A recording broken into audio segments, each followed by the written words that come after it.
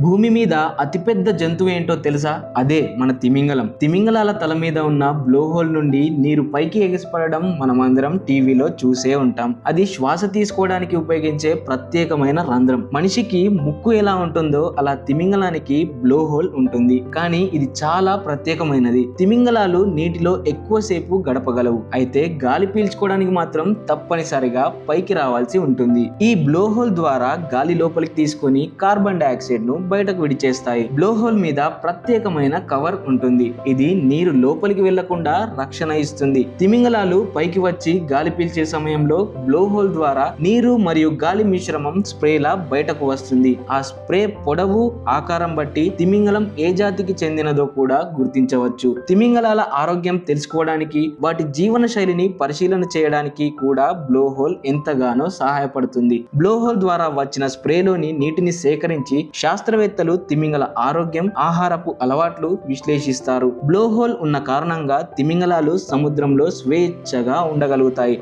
గాలి కోసం సమయానికి పైకి రావడం సులభం చేస్తాయి. ఇటువంటి మరిన్ని ఇంట్రెస్టింగ్ ఫ్యాక్ట్స్ కోసం fishery.news ని ఫాలో అవ్వండి.